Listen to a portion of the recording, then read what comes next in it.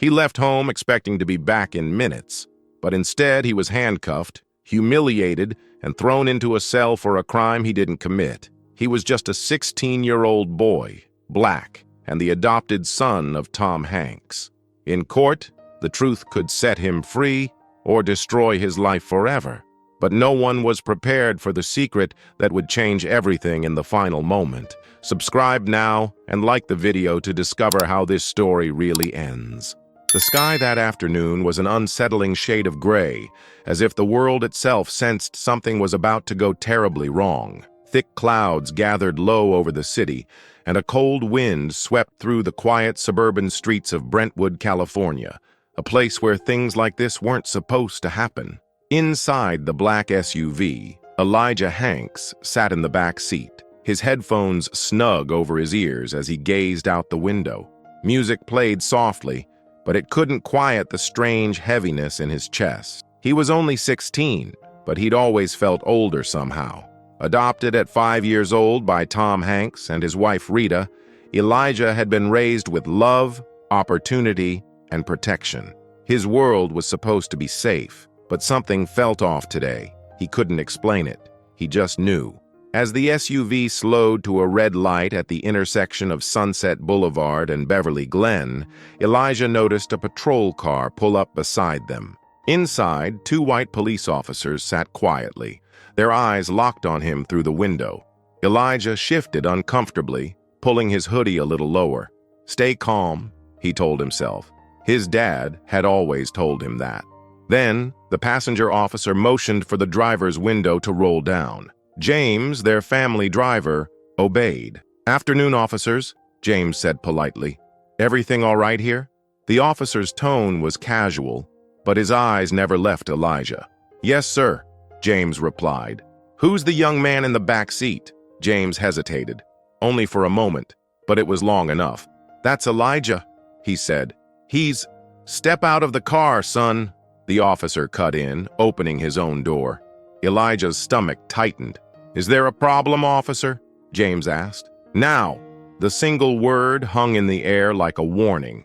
Elijah unplugged his headphones and slowly opened the door. As he stepped out onto the pavement, he glanced at the patrol car.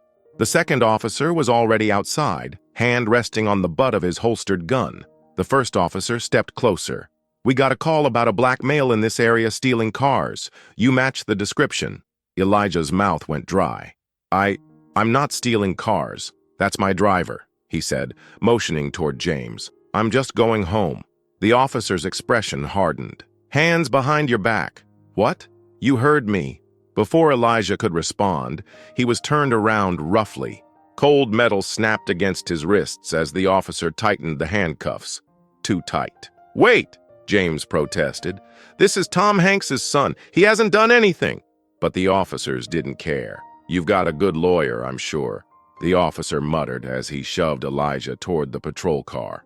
The news reached Tom Hanks in less than an hour. He was at home in his study, reading a script when his phone rang. "Mr. Hanks, this is Officer Daniels from LAPD. We need you to come down to the station. It's about your son." For a moment, Tom said nothing. It made no sense. Elijah wasn't that kind of kid. He was gentle, smart, thoughtful. He wanted to study music production and dreamed of opening a non-profit for kids in foster care. Kids like him. But now he was under arrest. The police station smelled like old coffee and sweat. Tom walked through the sliding glass doors with his heart pounding. People stared. Some whispered. Some pulled out their phones. He ignored them. He found Elijah sitting on a hard plastic chair, wrists still cuffed in front of him. His eyes were red, but dry. "Dad," Elijah said quietly. Tom knelt down, gripping his son's hands. "I'm here. I'm going to fix this," he said, but he didn't know how. Not yet. 2 days later, Elijah sat in a cold cell, charged with grand theft auto and resisting arrest. The security footage that proved his innocence had mysteriously disappeared. The witness who saw everything suddenly couldn't be found. And now Elijah was going to trial. The media exploded. Some news outlets defended Elijah, calling out the racism and injustice. Others weren't so kind. "He's not above the law because of who his father is," one headline read. But Tom knew the truth. His son was innocent. This wasn't just a case about stolen cars. It was about something much bigger. About a broken system, about prejudice and assumptions, about how easily a life could be destroyed. And then, Tom made a choice that would change everything. He would defend his son in court himself. Elijah had always known Brentwood as a quiet, polished neighborhood. Neatly trimmed hedges, manicured lawns, and gated homes stretched for blocks. It was the kind of place where the sidewalks were empty during the day because most people drove luxury cars, and at night, motion-activated lights flickered on only for raccoons or delivery drivers. For Elijah, Brentwood had always felt like a sanctuary. After growing up in foster homes until age 5, his adoption by Tom Hanks brought him into a world where he finally felt safe. The house Tom and Rita raised him in wasn't the largest on the street, but it was warm, filled with light, books, and music. Every room seemed to echo with laughter and soft piano melodies that Rita liked to play after dinner. But after his arrest, Elijah noticed the way the neighborhood seemed to change. Or maybe it was him. The eyes that once smiled at him in passing now averted their gaze. Conversations with neighbors at the community center became brief and cold. Parents who used to invite him to their kids' birthday parties no longer extended invitations. The day after his release on bail, Elijah took a walk to clear his head. He walked down the same blocks he had known for years, but now they felt unfamiliar. Each trimmed hedge and spotless sidewalk seemed sterile, cold. Every security camera above a garage felt like it was watching him more closely. He wondered if it had always been like this, or if something had shifted in the way people saw him after the police had pushed his face against their cruiser. Even home didn't feel the same. The Hanks house was an older home built in the 1930s, updated but never overly modernized. Tom had insisted on keeping its original wooden beams and stone fireplace. Rita filled the kitchen with the smells of homemade bread and soup whenever she could. For years, it had been the one place Elijah believed he belonged. The living room was full of photos. Elijah's first day at school, his little league team, the trip to Italy where he ate too much gelato and got sick on the boat back from Capri. There was a picture of him at 10, sitting on Tom's shoulders at a Dodgers game, his hands thrown up in the air like he was on a roller coaster. Now, as Elijah sat on that same couch, staring at those pictures, the warmth they used to bring him had faded. The house was quieter now. Rita spent long hours in the garden, pulling weeds that weren't there. Tom barely left his study, poring over case files, legal precedents, and old law books from his college days. Even his bedroom felt different. His keyboard stood in the corner, dusty, untouched since the arrest. Sheet music was still scattered across his desk, lyrics unfinished. The posters of musicians he admired hung on the walls, Sam Cooke, Kendrick Lamar, but even their faces seemed distant now. At night, Elijah lay in bed, staring at the ceiling, wondering if he still belonged here, wondering if he ever really did. The LAPD precinct where Elijah was taken after the arrest was a squat concrete building on a street that seemed stuck in the 1980s. The linoleum floors were scuffed and stained, the overhead lights buzzed with a faint flicker, and the chairs in the waiting area creaked under the weight of people waiting too long for justice. Tom had walked through those doors with the weight of the world on his shoulders. It was where he first saw Elijah in handcuffs. It was where he heard an officer explain, without an ounce of remorse, that they'd picked Elijah up because he matched the description. And it was where Tom realized that all the money, fame, and privilege in the world couldn't stop his son from being seen as guilty first because of the color of his skin. Elijah sat in an interrogation room for 2 hours before Tom got there. The room was small, the kind you saw in crime shows. Gray walls, one table bolted to the floor, 2 metal chairs, cold and uncomfortable. The officer questioning him was calm, almost bored. He didn't ask about Elijah's side of the story. He didn't ask if Elijah had an alibi. He just asked over and over where Elijah had stashed the car. Elijah told him he had no idea what he was talking about. The officer didn't seem to care. When Tom arrived, Elijah's wrists were red and swollen from the cuffs. He didn't cry, but his eyes were glassy. Tom had seen that look before in movies he'd made, prison movies, war movies, but he never thought he'd see it on his own son. The Los Angeles County Superior Court building was enormous, rising out of the ground like a monument to justice, or the failure of it. Tom had passed it dozens of times, but now it loomed large in his life. The courtroom where Elijah's trial was held was cold, wood-paneled walls, rows of wooden benches where spectators sat, their eyes heavy with judgment. Every sound in the room seemed amplified, the shuffle of papers, the creak of a chair, the cough of a nervous juror. Elijah sat at the defendant's table, wearing the only suit he owned. It was the same one he'd worn to his grandfather's funeral the year before. It no longer fit quite right, the sleeves too short now. Tom sat beside him, his hand resting gently over Elijah's. He had promised his son he would defend him.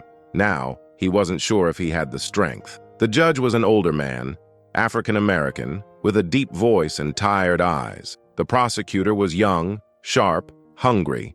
The jury was a mix of people from across the city. Some of them met Elijah's gaze with what looked like kindness. Others refused to look at him at all. Reporters filled the back of the courtroom. Some scribbled in notepads. Others typed furiously on laptops. Outside, protesters gathered on the courthouse steps. Some held signs demanding justice for Elijah. Others carried signs that said, "No special treatment for celebrity kids." The energy inside and outside the courthouse was electric, charged, dangerous. Tom Hanks had never seen anything like it. Everywhere he went, reporters shouted questions at him. "Do you believe your son is innocent? Do you think this is about race? Are you using your influence to sway the case?" Tabloid headlines screamed from newsstands. Hollywood star's son in shocking arrest. Tom Hanks defends alleged car thief son. Race and privilege collide in LA courtroom. Social media was even worse. Every photo of Elijah from the day of his arrest was shared 1,000,000 times. Comments flooded every post. Thug, criminal, should have stayed in the system. But there were defenders too. People who saw Elijah for who he really was. People who knew this wasn't justice, who knew this was about something much deeper, much darker. The prosecutor's office was sterile. Glass walls, white desks, perfectly aligned files. It was a world of facts, or at least what they called facts. To them, Elijah was a name on a report, an arrest record, a suspect who matched a description. They had no interest in his life, in his story, in the truth. Not everyone abandoned Elijah. There were people who stood by him. His best friend, Malik, who sat outside the courtroom every day. Rita, who brought him homemade meals even when he had no appetite. The kids at the community center where he volunteered, who made a banner that read, "We believe in you, Elijah." And there were strangers. A black pastor who sent Tom a letter saying, "We are praying for you. We are praying for your son." An older woman who stood outside the courthouse every day, holding a sign that read, "I could be his mother." Elijah's life was divided in two now. The safe world he thought he knew, and the brutal reality he had been thrown into. At home, the sun still rose over Brentwood's palm trees. The air still smelled of jasmine in the mornings, but Elijah no longer trusted it. The same sun rose over the courthouse, but it didn't bring light. It cast long shadows. There was a small music studio in the back of the house, soundproofed and filled with instruments. It was the only place Elijah still felt like himself. Sometimes late at night, when everyone else was asleep, he went there. He played a few notes on the keyboard, sang quietly to himself, and for a few moments he remembered who he was. Elijah was used to people staring at him. He was used to the double takes, the cautious glances that slid his way whenever he walked into a room with Tom. The world had always seen him first as different, a black kid with a famous white father, a story people liked to tell because it made them feel good. Tom Hanks adopts orphaned black boy. Isn't that sweet? But no one really knew Elijah. Not until now. From the moment Tom and Rita brought him home, Elijah had learned how to live in two worlds. One was the world of privilege, the world of Brentwood, private schools, summer vacations in Europe, and rooms filled with people who smiled at him but never seemed to fully let him in. The other was the world he came from, a foster system that chewed kids up and spit them out, group homes that smelled of bleach and fear, people who talked about love, but only when social workers were in the room. Elijah remembered both worlds vividly. He remembered the cold, gray morning he was taken from his birth mother's apartment. She wasn't a bad person. She was sick. He remembered that too, the shaking hands, the hollow eyes. He remembered his first foster home, the way he kept a small backpack by the door, just in case he had to leave again. And he remembered Tom. The first time he met him, Elijah didn't believe he was real. He thought maybe it was an actor pretending to be Tom Hanks. It wasn't until Tom tripped over a Lego on the living room floor and cursed under his breath that Elijah realized this was a regular guy. And then Tom had said something Elijah never forgot. "You're safe now." Over the years, Tom kept that promise. He was there at every baseball game, even when Elijah struck out. He was there when Elijah failed his math test in 7th grade and thought he was stupid. He was there the night Elijah had his first panic attack and thought he was dying. But there were things even Tom couldn't protect him from. There were the kids at school who asked if he was the scholarship student, the teachers who expected less of him, even when he aced his exam, the store clerk who followed him through the aisles even when Tom was right there beside him. Tom fought those battles with him, but Elijah always knew there were battles Tom couldn't understand. The arrest had broken something in Elijah, not just because it was violent or humiliating, but because for the first time he realized how little protection his father's love really gave him. In that moment, on the side of the street with his face pressed against the hood of a police car, Elijah felt like the 5-year-old boy he used to be, alone, scared, powerless. And now, as he sat in the courtroom, those feelings hadn't left him. He had to fight to keep his hands from shaking. He had to focus on breathing evenly, just like his therapist had taught him. In through the nose, hold. Out through the mouth. It didn't always work, especially not when he looked at the jury and wondered if any of them saw him, really saw him, or if they just saw what the officer had seen, a suspect. At 16, Elijah didn't dream of fame or fortune. He wasn't interested in following his father's footsteps into acting. He wanted simple things. He wanted to make music. He wanted to teach other kids from the foster system how to make music too. He wanted to show them that they were more than a case number, more than a file in a cabinet somewhere. He wrote songs late at night, sometimes whole albums in his head, though he hadn't shared many of them. They were personal, too personal maybe, about his mother, about loss, about hope that sometimes flickered out and sometimes blazed bright. He kept those songs in a notebook under his bed. Now he wasn't sure he'd ever get the chance to record them. But what Elijah wanted more than anything was to be seen, not as a statistic, not as a token, not even as Tom Hanks's adopted son, just as himself, Elijah. The trial wasn't the only thing standing in his way. It was the weight of assumption.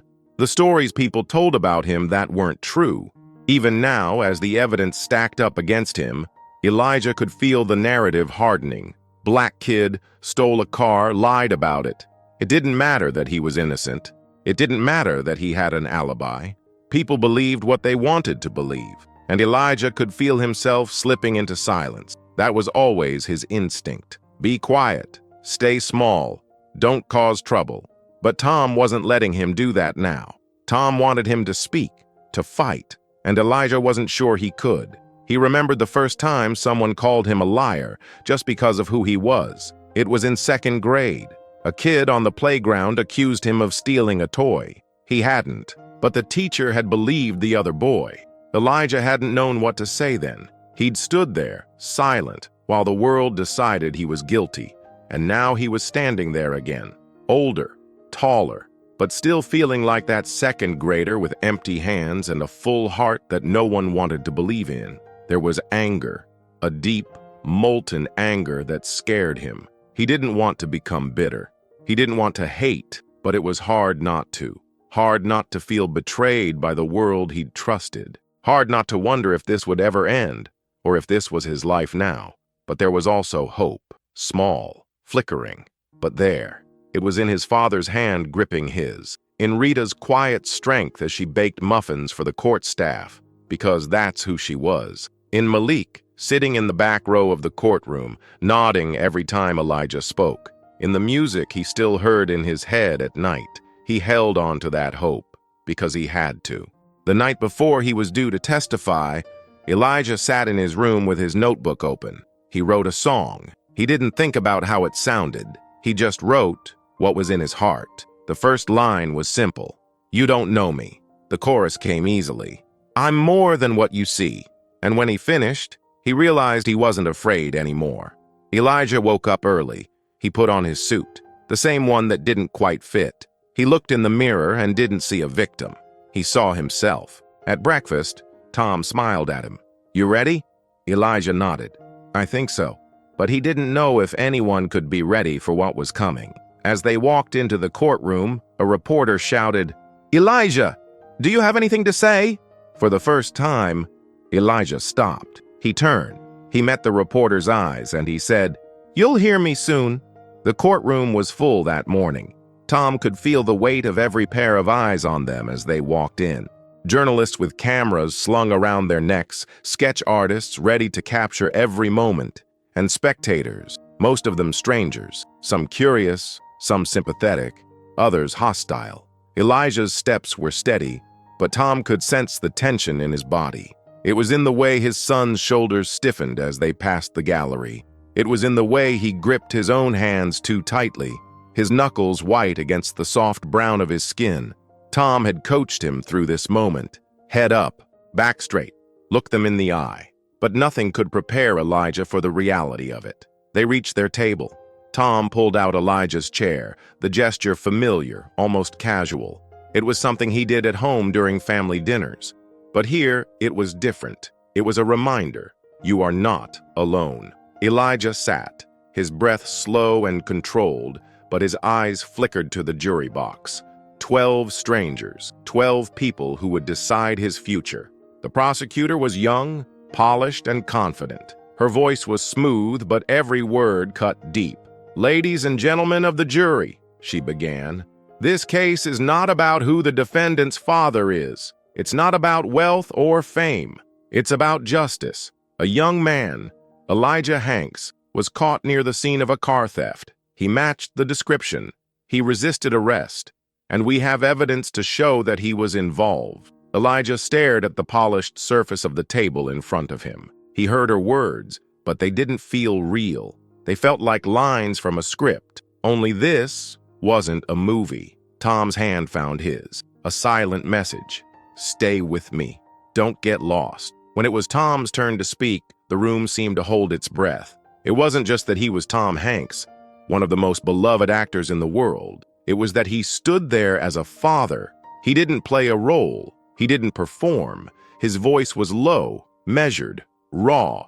"This is a case about assumption," Tom said, "about what happens when we stop seeing a person and start seeing a stereotype.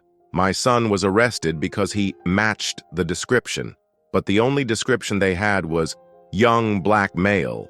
That is not justice." He looked at the jury, his eyes clear but tired. "This case is about Elijah, a boy who has done everything right, and yet he finds himself here fighting for his future because of someone else's crime." The first witnesses took the stand. A police officer, calm and confident. He described Elijah as nervous and evasive. He insisted that Elijah had resisted arrest. He swore he found suspicious tools in the back seat of the car. But the tools weren't Elijah's. They were in James's toolbox, the driver's standard equipment. Still, the jury took notes. The officer's partner testified next. He used phrases like probable cause and reasonable suspicion. He spoke of a neighborhood plagued by theft, of his duty to protect, but he never mentioned why he'd chosen Elijah, why he hadn't waited for backup, why he'd ignored James's explanations. Tom cross-examined carefully. He asked about procedure, about policy, about facts, but there was an undertone neither Tom nor Elijah could ignore. The officers believed they'd done nothing wrong, and some of the jury believed them too. Elijah studied them when they weren't looking. the older woman in the second seat who frowned at every mention of his name, the young black man near the back who nodded once when Tom spoke about assumption, the middle-aged father who rubbed his wedding ring whenever family was mentioned. He wondered what they saw when they looked at him. A boy, a criminal, a mistake. He knew better than to guess. By the end of the second day, Tom was worried. The video footage from a nearby store should have cleared Elijah, but it had been corrupted, the backup footage mysteriously missing. Their key witness, a shop owner who'd spoken to Elijah during the time of the theft, hadn't answered his phone in days. Rumors swirled that he'd left town, and now the prosecution presented a grainy photo of someone who looked like Elijah near the stolen car. The image was unclear, but they insisted it was enough. Tom objected, but the judge allowed it into evidence. Elijah closed his eyes. He could feel the tide turning against him. Outside the courtroom, the media frenzy grew. News channels ran segments about rising car theft in Los Angeles. Commentators debated whether Elijah was another example of entitled kids thinking they were above the law. Social media was a war zone. Strangers picked apart Elijah's past. Some brought up his biological mother's struggles with addiction. Others questioned whether Tom and Rita had rescued him for publicity. Elijah stopped reading after the third day. It was Malik who showed him a post that brought tears to his eyes. A thread on Twitter, written by another foster kid. "She's fighting for you, Elijah," Malik said. At home, Tom barely slept. He pored over transcripts, statements, anything he could use. Rita stayed up with him sometimes, bringing coffee, rubbing his shoulders. But the strain was showing, in his face, in his voice. One night, Elijah found him asleep at his desk, law books open, glasses still on. He took a blanket from the couch and covered his father. He stood there for a long time, watching him breathe. Elijah started having nightmares, flashes of red and blue lights, the feeling of cold metal around his wrists, the weight of the officer's knee on his back. In the mornings, he woke up with his heart racing. Sometimes he couldn't breathe. He sat in the music studio late at night, playing the piano softly, fingers searching for something he couldn't name. He wrote lyrics that were darker now, but honest. On the fourth day of the trial, Tom brought Elijah into the study. "Tomorrow," Tom said quietly, "they'll call you to testify." Elijah nodded. "I'm ready." Tom looked at him for a long moment. "You don't have to be brave for me." "I'm not," Elijah said. "I'm being brave for me." Tom's throat tightened. He reached for his son, pulled him into a hug. They stood there, holding on. That night, Elijah slept deeply for the first time in weeks. He dreamed of his mother, not how she was at the end, but before, when she braided his hair in the morning, when she sang old songs to him before bed. When he woke up, he wrote a song about her. He brought the notebook with him to court. Elijah took the stand the next day. He sat straight, looked the prosecutor in the eye, answered every question clearly. "No," he said. "I wasn't near the car. I was at the store. Yes, James was with me." The prosecutor tried to twist his words, tried to paint him as angry. Elijah stayed calm. When Tom questioned him, Elijah spoke about his life, about what it was like to be him, about what it was like to always be suspected, and about what it meant to be loved. "I didn't steal anything," Elijah said quietly, "but I've lost a lot." There was silence in the courtroom. When Elijah stepped down, Tom felt relief, but then the prosecutor announced a surprise witness, a young man, white, clean cut, claimed he saw Elijah near the car. Tom had never seen him before. Neither had Elijah. Tom objected. The judge allowed it. The young man testified, calm, certain, and suddenly Elijah's defense was crumbling again. After court adjourned, Tom sat with his head in his hands. Elijah stood by the window, watching the protesters outside. Rita came in with tea but didn't speak. Then Tom's phone buzzed. It was an anonymous tip about the witness, about who he really was. And Tom realized the worst wasn't over. It was just beginning. If this story is gripping you, leave a like and share it so more people can follow Elijah's journey. It came through Tom's phone late in the evening. A blocked number.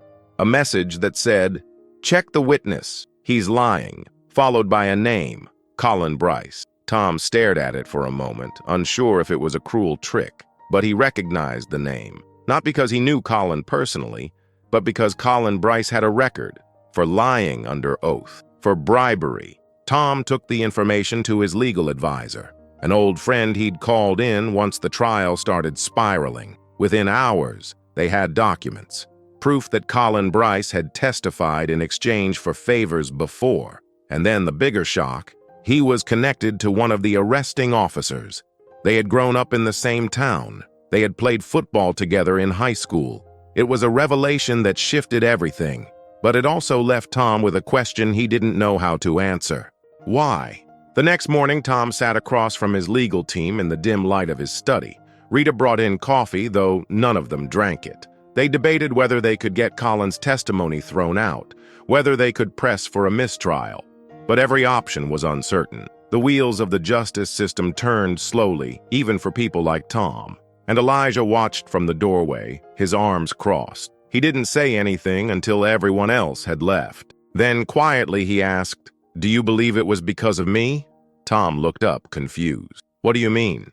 Elijah walked in, his gaze steady. "Do you believe they did this because I'm black?" Tom had known the question was coming, but he wasn't ready. He'd spent Elijah's entire life trying to protect him from that truth, pretending the world wasn't as cruel as it really was. Now he couldn't lie. "Yes," Tom said, and something in Elijah's face softened, but something else hardened. "I knew," Elijah replied. "I just needed to hear you say it." That night, Tom sat with Elijah in the studio. Neither of them spoke for a long time. Elijah played chords on the keyboard, simple and slow. Tom listened. Finally, Tom said, "I haven't told you about the first time I met your mother." Elijah's fingers stilled. He turned to his father. "You mean my birth mother?" Tom nodded. "I met her the day I signed the papers. She asked to meet me. I think she wanted to know who I was before she let you go." Elijah had never heard this before. "What was she like?" Tom smiled, but it was sad. "She was tired, but she was strong. She told me something I didn't understand then." He paused, then continued. "She said, 'They're never going to see him the way you do.'" Elijah swallowed hard. "She was right." Tom nodded again. "She was." They sat there quietly, but something shifted. They were no longer pretending, and Elijah realized that truth could hurt and heal at the same time. The next day, Tom and Elijah returned to court with a new strategy. They filed a motion to challenge Colin Bryce's credibility. They demanded to present the connection between Bryce and the arresting officer. It was risky. The judge could deny them. The jury could ignore them, but they had to try. When Colin took the stand again, Tom was ready. He cross-examined him calmly, asking about his past. Colin fumbled. He sweated. And when Tom brought up the officer, Colin cracked. "Yes," he admitted. They knew each other. They'd spoken before Colin came forward. He hadn't witnessed anything. He'd lied. Gasps echoed through the courtroom. The judge banged his gavel for silence, but Elijah only heard his own heartbeat. That night, Elijah stood outside the courthouse. He watched as people gathered. Some held candles, some prayed, some just stood in silence. Malik found him there. "You did it, man," he said. Elijah shook his head. "Not yet." Malik smiled. "But you're standing." Elijah laughed softly. "I'm standing." Later, back at home, Elijah found Rita in the kitchen. She was baking. She always baked when she was worried. He leaned against the counter. "Do you think I'll win?" he asked. She turned to him, her hands covered in flour. "You've already won," she said, "because you're telling the truth, and because you haven't let them take your heart." Elijah didn't answer. He hugged her instead, and for the first time in weeks, he felt warm. The day before closing arguments, Tom called Elijah into his study. He handed him a piece of paper. "What's this?" Elijah asked. "My closing statement," Tom said. "But I want you to read it." Elijah sat and read. It wasn't legal jargon. It was a story. His story. Their story. At the bottom, Tom had written, "I see you." Elijah closed his eyes. Then he opened them. "Let's win this." Elijah wore the same suit. It still didn't fit right, but it didn't matter. He walked into the courtroom, his head high. Tom stood beside him. Rita sat behind them. Malik nodded from the back row. And outside, people waited. They didn't know him, but they believed him. And Elijah realized that was enough. Elijah woke before dawn. The sky outside his window was still dark, but something inside him felt lighter than it had in weeks. He sat up in bed and took a deep breath. No racing thoughts, no weight on his chest, just clarity. He walked quietly through the house, past the familiar walls and photographs that told the story of his life. The adoption day photo where his tiny hand held Tom's finger. The first school concert where he played a simple song on the keyboard, too shy to look at the audience. He stood in the hallway for a moment and ran his fingers across the edges of the frames. These moments had once felt like a story that belonged to someone else, but now they were his. All of it. The pain, the fear, the joy. His. Tom found himself watching Elijah from the doorway, quietly, as his son stood lost in thought. For a long time, he'd believed his role as a father was to shield Elijah from harm. He had spent years working to create a world where his son felt safe, where his childhood was full of hope instead of fear. But now he realized that love wasn't about protection. It was about standing beside someone, even when you couldn't take away their pain. It was about witnessing the fight and never leaving their side. Later, as they sat together at breakfast, Tom asked quietly, "How are you feeling?" Elijah didn't look away from his plate. "I feel ready." "Ready for what?" "For whatever comes next." Tom nodded. "I'm proud of you." Elijah gave him a faint smile. "I'm proud of me too." The car ride to court had become routine, but this time it felt different. Elijah chose to walk the last few blocks. He wanted to feel the ground beneath his feet, to move through the crowd gathered outside. As he walked, people stepped aside to let him pass. Some held signs. "Justice for Elijah. Black Lives Matter. We believe you." He made eye contact with a few of them, offering a nod. And when he reached the steps of the courthouse, Malik was waiting there. "You ready, E?" Malik asked. Elijah exhaled. "Yeah, I am." The courtroom was no less intimidating than before, but Elijah was different now. He sat straighter. He no longer felt like a boy being judged. He felt like a man demanding to be heard. Tom gave his closing argument that day. It was quiet, powerful, personal. "He is my son," Tom said, his voice raw. "But I'm not asking you to trust me because of who I am. I'm asking you to see him for who he is, to see the truth." He told the jury about Elijah's childhood, about the dreams he'd shared late at night when he thought no one was listening, about the kindness Elijah showed, even to people who doubted him. And then Tom finished with the words that had anchored him through all of it. "I see you."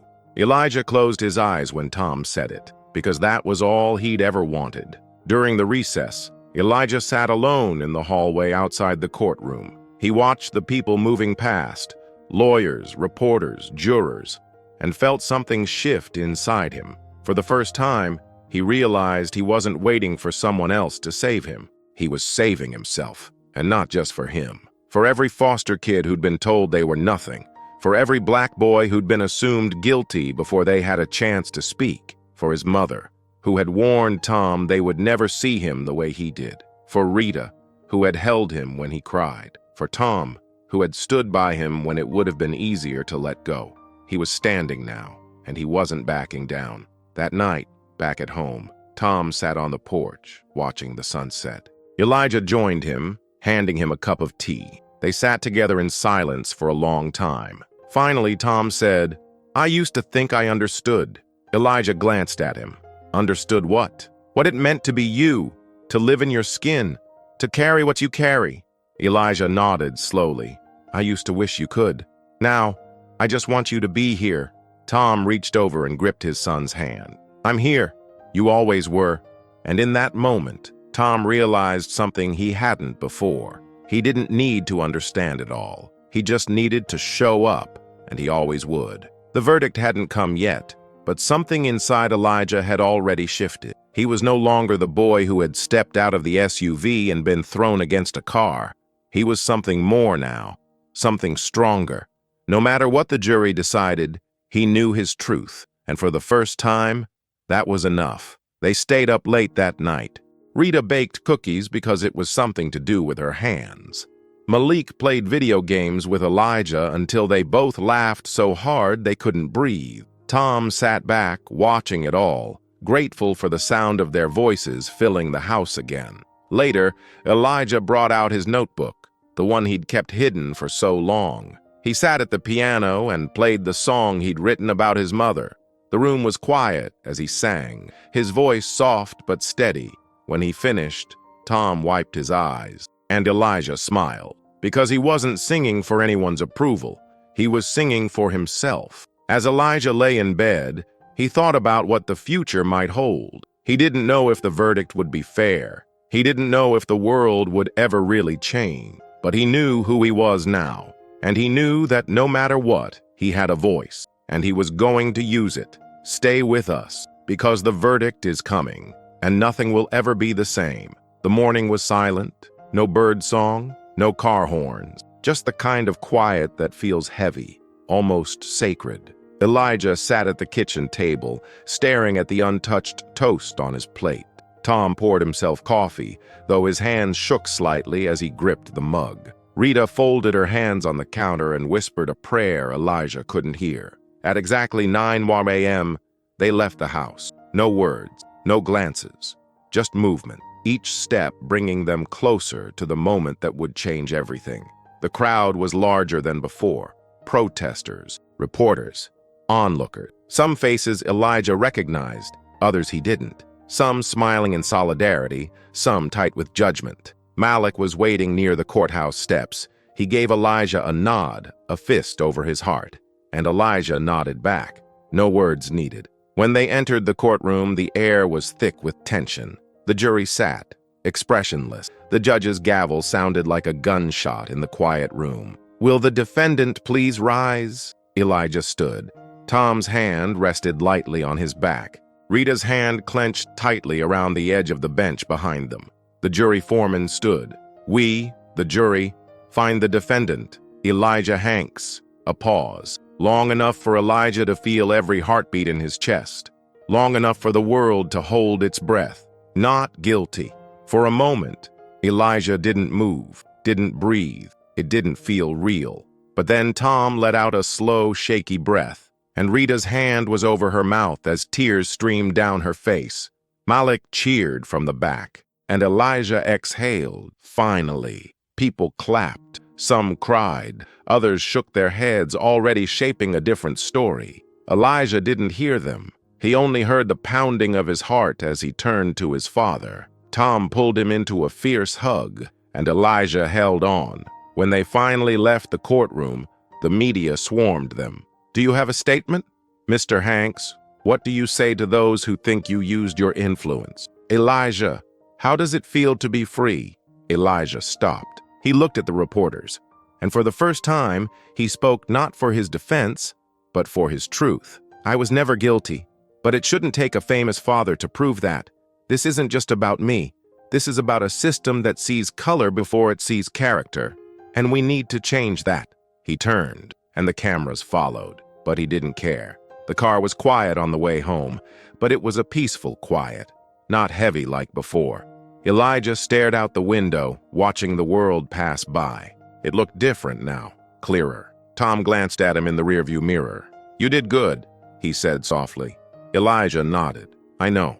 When they arrived, neighbors waited with balloons and signs. Some he hadn't spoken to in months. Some he never expected to show up. Rita hugged everyone. Tom shook hands. Elijah just stood there taking it in. And then Malik threw an arm around his shoulder. "Come on, man. We've got music to make." Elijah laughed, for the first time in a long time, and it felt right. That evening, Elijah sat in the studio. The notebook was open. The piano keys were warm beneath his fingers. He played the song he wrote for his mother, and then another, and another.